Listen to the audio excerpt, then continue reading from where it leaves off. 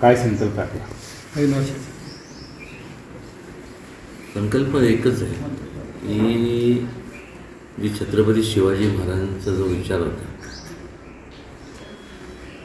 म्हणजे सर्व धर्म समभाव, हाच विचार प्रत्येकाने त्याचं मनन केलं पाहिजे आणि जास्तीत जास्त मोठ्या प्रमाणात ते आचरणात आणलं पाहिजे. तरच या देशाची अखंडता, तरच हा देश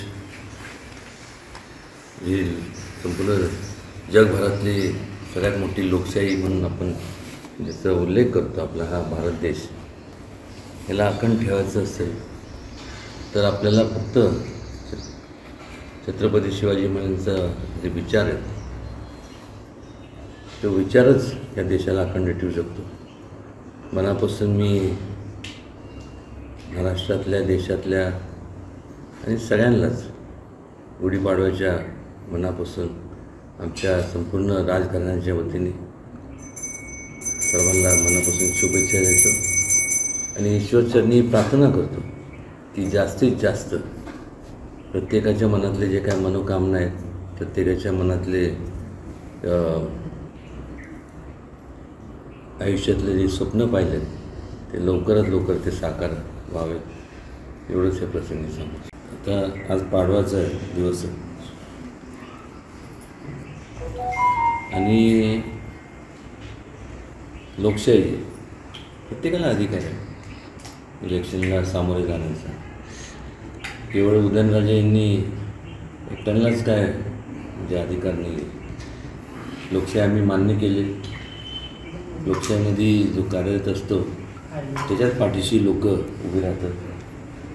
त्यामुळं कोण बदलणार, काय बदलणार, कोण उमेदवार असणार, त्याला त्याच्याकडे माझं फारसं लक्ष नाही. ज्याला कोणाला प्रसंगी एक लक्षात घ्या की प्रत्येकाच्या मनात महत्त्वाकांक्षा असतात आणि काय नसावं वाटतं. पण हे करत असताना मी भविष्य काय सांगू शकत नाही किंवा आपण भविष्य मी बघितलं नाही. पण एखाद्याला आपण जेव्हा हे करत असतो, म्हणजे एखाद्याचं नावं ठेवणं सोपं असतं की हा तसा आहे, तो तसा आहे. वास्तविकरित्या मागं वळून मागचे 15 वर्ष, 20 वर्षाचा कालावधी, आज शेवटी सगळे जे इच्छुक आहेत त्यांचं काय 50च्या वरच तर आहेतच. 20 वर्षाच्या कालावधीमध्ये कोण कसं वागलं आणि कोणाच्या हातून किती लोकांची सेवा झाली, कोणाच्या हातून किती लोकांचं नुकसान झालं, हे सुद्धा लोकांनी, खास करून लोकशाहीतले जे तुम्ही सर्व जे राजे आहात, तुम्ही तपासून घेतलं पाहिजे. मी तर उघड बोलत असतो की माझ्या संपूर्ण आजपर्यंतच्या सामाजिक कार्यामध्ये किंवा सामाजिक जीवनात राजकारण कधी केलं नाही, पण हित पाहिलं फक्त सर्वसामान्य लोकांचं. अनेक लोकांनी जे काय केलं त्यांचा त्यांना त्यांचा जाब विचारणार. काल बघत होतो कुठले ते मुंबईची काय कमिटी कसली, ते मार्केट कमिटी. अरे ते माझं तर प्रामाणिक मत आहे की लोकांनी समजा मी जर काय चुकीचं केलं असेल, मी एखादा स्कॅम केला असेल किंवा फ्रॉड केला असेल, तर कायद्याच्या पेक्षा कोण वर नाही आहे. जे लोक इच्छुक आहेत त्यांनी स्वतःचं आत्मपरीक्षण केलं पाहिजे आणि मग लोकांच्या समोर आपण गेलं पाहिजे. काही लोक, जसं माझे 2 डोळे मी लोकांकडे पाहत असतो, तसे अनेकांचे नजरा माझ्यावरती आहे. जसं माझ्यावरती आहे तसं त्यांच्यावर जो कोण इच्छुक असेल, या लोकांनी आपण आपल्या आयुष्यामध्ये काय केलं आणि काय नाही केलं याचा संपूर्ण लोकांना ते ज्ञात आहे. आणि माझ्या परीने मी तर एवढंच सांगेन, लोक काय बोलतात माझ्याबद्दल मला माहीत नाही, पण कधीच आहे माझ्या आयुष्याच्या या आजपर्यंतच्या जीवनात भविष्यकाळात देखील लोकांचं हित जपत आलो. कधी अशा माझ्या हातून किंवा माझ्या कृत्यातनं असं कधीच असं झालं नाही की कुठल्याही प्रकारचं लोकांचं माझ्या हातून नुकसान झालं. आणि त्यांनी नुकसान केलं लोकांचं, जे काय केलं असेल त्याला माहीत आहे. RTI राईट टू इन्फॉर्मेशन जे आहे तो ॲक्ट, त्याच्या अंतर्गत तुम्ही माहिती काढा, सगळं तुम्हाला स्पष्ट होईल. मला कोणाला नावं ठेवायचे नाही, पण कोणी पण असू दे हे सगळ्यांना लागू होतं. आणि त्या अनुषंगाने छोटी लोक आहेत. काल म्हणजे मित्र पालकमंत्री शंभूराज देसाई म्हणाले की हे मी आणि शिवेंद्रराजे हे भाऊ काय ठरवलं. आम्ही काय ठरवणार, जनता आहे, लोकशाहीचे ते राज्य आहेत. शेवटी ते जे आम्हाला लागू होते ते संपूर्ण देशात, महाराष्ट्रात वेगवेगळ्या जिल्ह्यामध्ये सगळ्यांना लागू होते. म्हटलं लोक ठरवतील, लोक तुम्ही ठरवतात आम्हाला करायचं का नाही करायचं. महाराजसाहेब, काल मेळाव्यामध्ये तुम्ही छत्रपती शिवाजी महाराजांची शपथ घेऊन मनोमिलनाचे संकेत दिले, मनोमिलन झाले, इथून पुढं मनोमिलन कायम राहील सर्वत्र असं सांगितलं. मात्र याच्यानंतर महाराजांनी बेरजेचं राजकारण केलं आहे अशी एक चर्चा आहे आणि याच्यामुळं विरोधी पक्षामध्ये किंवा विरोधी गोटामध्ये चिंता वाढलेली. एक लक्षात घ्या कसं असतं, मी खुलासा सुद्धा केला. अनेकांनी विचारलं, सगळ्यांना तेच माहिती पाहिजे होती की त्यांना खरंच सांगतो, तुम्हाला जर वाटत असेल की मी इथं केवळ निवडणुका आहेत म्हणजे आता निवडणुकीला सामोरं जायचं आहे म्हणून मी हा म्हणजे मी तुम्हाला म्हणजे मनोमिलन म्हणण्यापेक्षा तर आमचं दोघांचं काय नाही. कोणीतरी एकाने सांगितलं घ्या छत्रपती शिवाजी महाराजांची शपथ, मी घेतो. जे मला लागू होते ते तुम्हाला पहिलं लागू होते.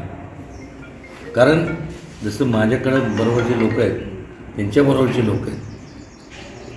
हे म्हणलं स्थानिक स्वराज्य संस्था, मग ग्रामपंचायत असेल, पंचायत समिती, जिल्हा परिषद, नगरपंचायत, नगरपालिका, आता तुम्ही लोकच पद एकच असतं, इच्छुक बरेच असतात. त्यामुळे ह्या पुढं माझं तर प्रामाणिक मत आहे. शिवेंद्रांशी पण बोललो की जो कोण असेल XYZ जो कोण असेल त्यांनी लोकांचं जो आजपर्यंत त्यांनी त्याचं सामाजिक कार्य चांगलं आहे अशा लोकांना आपण ते उमेदवारी देण्यात यावी.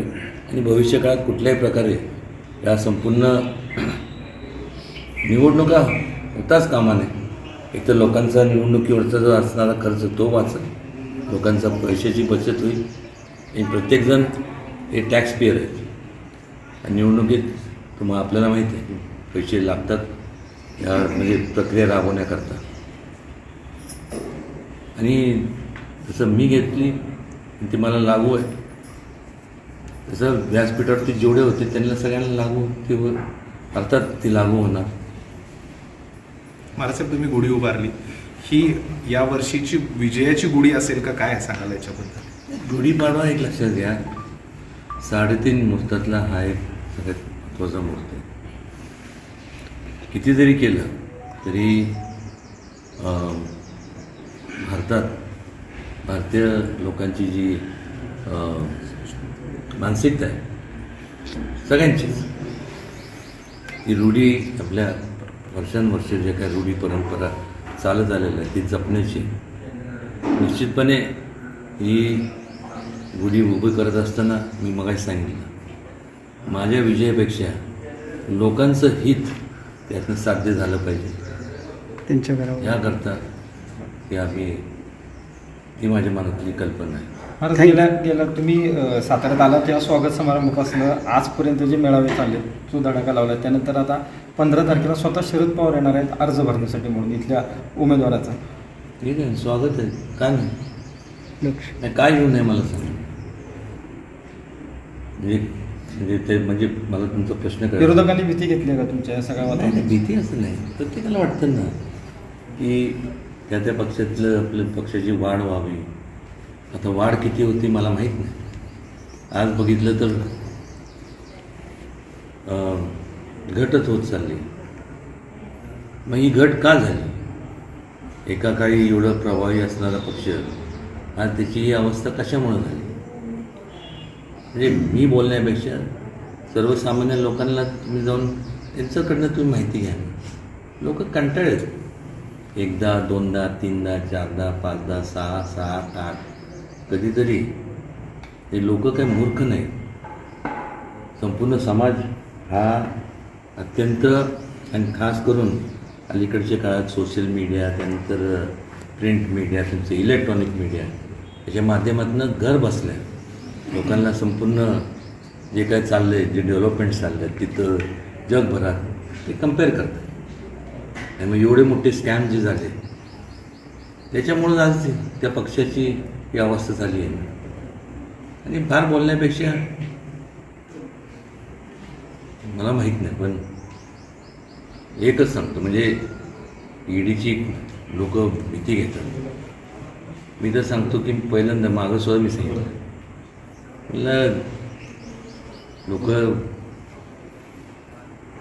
म्हणजे ज्या वेळेस आपण एखादी चूक करतो त्यावेळेस समाजकारणात राहायचा आपल्याला अधिकार नाही. आणि तीच अवस्था त्या अवस्थेमुळे जे बाकीच्या पक्षांची झाली त्याचं कारण नसते. एबीपी माझा, उघडा डोळे बघा नीट.